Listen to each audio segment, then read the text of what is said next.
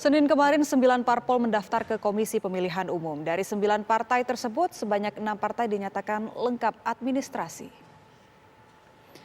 Partai yang telah lengkap administrasi antara lain PDIP, PKS, Perindo, Partai Nasdem, Partai Bulan Bintang atau PBB, Partai Keadilan dan Persatuan atau PKP. Sementara itu, 3 partai lainnya dinyatakan belum lengkap, antara lain Partai Reformasi, Partai Rakyat Adil Makmur atau Prima, dan Partai Negeri Daulat Indonesia atau Partai Pandai. Namun jika parpol dinyatakan tidak lolos dalam verifikasi administrasi tahap awal, maka diperbolehkan untuk melakukan perbaikan dokumen persyaratan. Penyerahan revisi dokumen dilakukan dalam tenggat waktu 15 hingga 28 September 2022. Komisioner KPU Idam Khalid mengatakan bagi yang memenuhi ambang batas 4% hanya akan diberlakukan verifikasi administrasi. Sementara partai yang tidak memenuhi parliamentary threshold akan diminta untuk mengikuti verifikasi administrasi dan faktual. Sementara itu untuk pendaftaran hari kedua sudah ada 1 parpol yang mendaftar, yakni Partai Kebangkitan Nusantara atau PKN akan mendaftar hari ini.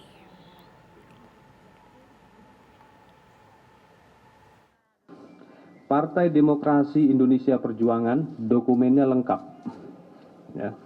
Yang kedua, Partai Keadilan dan Persatuan dokumennya lengkap.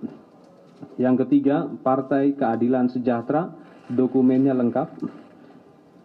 Yang keempat, Partai Persatuan Indonesia atau Perindo dokumennya lengkap. Yang kelima, Partai Nasdem dokumennya lengkap. Yang keenam, Partai Bulan Bintang dokumennya lengkap. Selebihnya yang lain sedang kami masih proses. Ya pemirsa, lalu partai apa yang rencananya akan mendaftarkan ke KPU hari ini? Kita akan tanyakan kepada rekan kami, Akhir Nasution yang berada di lokasi. Selamat pagi Akhir, informasi dari KPU, partai apa saja yang akan mendaftar hari ini?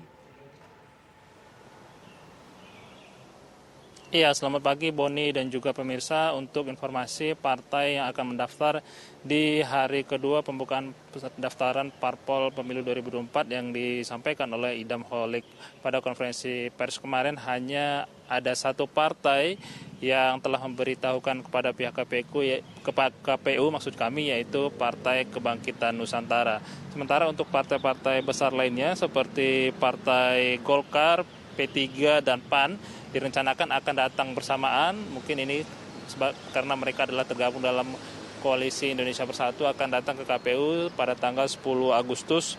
Sementara Gerindra dan PKB ini diinformasikan akan datang pada 8 Agustus 2022 nanti. Sementara Demokrat, informasi yang kami dapatkan terakhir, akan mendaftar ke KPU pada tanggal 5 Agustus 2022.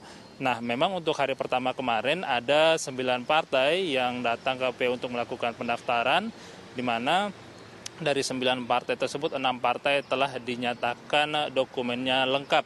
Sementara 3 partai lain ini belum lengkap, masih dalam proses di panitia pendaftaran KPU. Nah, setelah 6 dokumen partai ini dinyatakan lengkap, KPU kemudian akan melakukan verifikasi administrasi terhadap dokumen tersebut yang kemudian nanti akan diumumkan oleh KPU, dan jika dinyatakan telah lengkap ataupun didaftar maka akan diumumkan pada 14 September 2022. Memang ada perbedaan dalam proses verifikasi administrasi. Jika partai tersebut telah melewati ataupun merupakan yang lolos pada pemilu 2019, maka hanya akan melalui verifikasi administrasi. Sementara untuk partai yang tidak lolos parliamentary threshold akan melewati verifikasi faktual.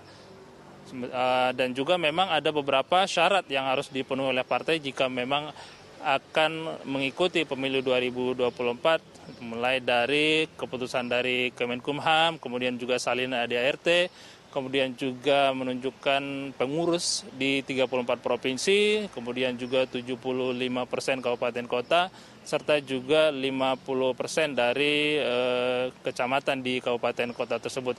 Kemudian juga keterwakilan dari perempuan di pengurus tingkat pusat ini harus ditunjukkan oleh pengurus partai, yaitu 30% pengurus perempuan harus menjadi pengurus partai di tingkat pusat. Nah, memang hari ini KPU juga sudah siap menerima kedatangan dari partai yang memang hanya 1 yang terinfo atau memberikan informasi kepada KPU. Namun jika ada partai lain yang datang langsung, KPU tetap menerima. Di mana kalau kami pantau di KPU ini, Ebony dan juga pemirsa sudah disiapkan tempat duduk ataupun ruang tunggu ataupun ruang transit di mana ini muat untuk 5 partai, di mana satu partai memang diperbolehkan sekitar 50 kader ataupun simpatisan saja yang boleh menemani, dan yang boleh naik ke lantai 2 untuk proses pendaftaran hanya 12 partai saja.